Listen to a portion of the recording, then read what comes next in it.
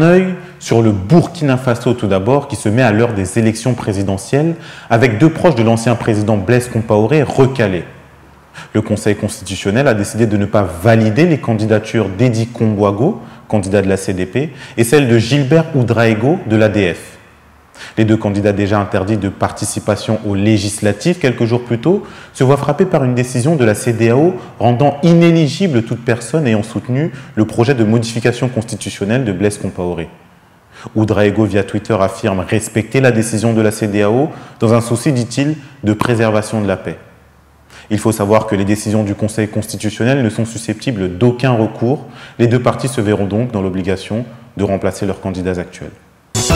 Égypte maintenant avec un petit événement, la découverte du plus grand gisement de gaz en Méditerranée. C'est le géant italien Eni qui annonce la découverte et qui parle d'un potentiel d'exploitation de 850 milliards de mètres cubes pour 1450 mètres de profondeur.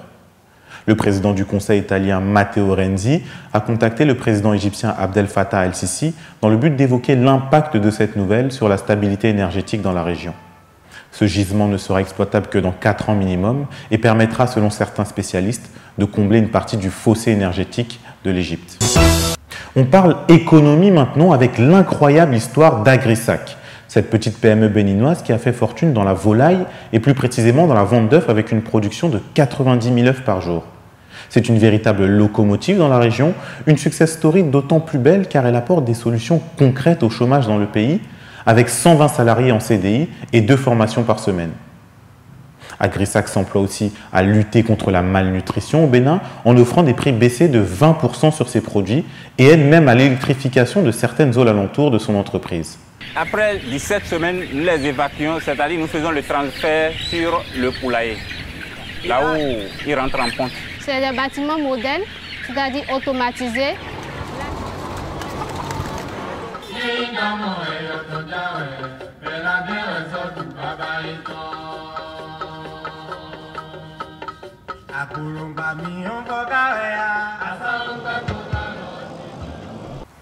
Voilà une très bonne initiative qui, je l'espère, inspirera d'autres pays africains.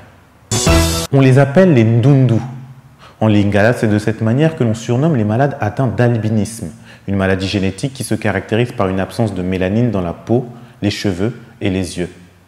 Les albinos sont souvent victimes de discrimination, que ce soit au travail, en famille ou à l'école, et sont donc obligés de se battre pour faire reconnaître leurs différences. Une bataille soutenue par Yann Mambo qui a créé le festival Fierement Ndundu.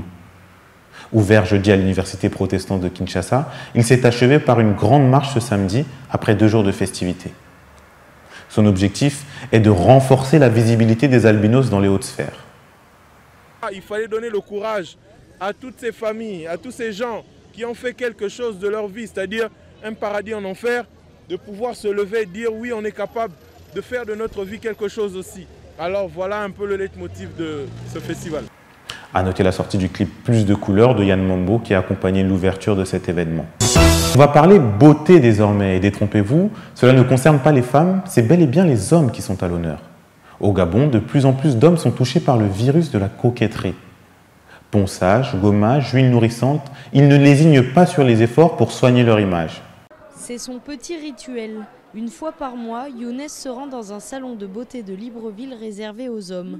Le jeune Gabonais assume, après une journée de travail, il aime prendre soin de lui jusqu'au bout des ongles. La propreté est importante pour séduire les femmes, parce qu'elles aiment les hommes propres, beaux.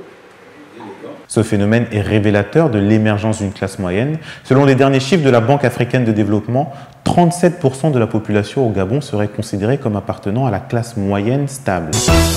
On termine avec du sport et la razzia kenyane. Pour la première fois dans l'histoire de l'athlétisme, une nation africaine est à la tête du tableau des médailles. Avec 7 médailles d'or et 16 au total, le Kenya domine le classement des championnats du monde d'athlétisme à Pékin.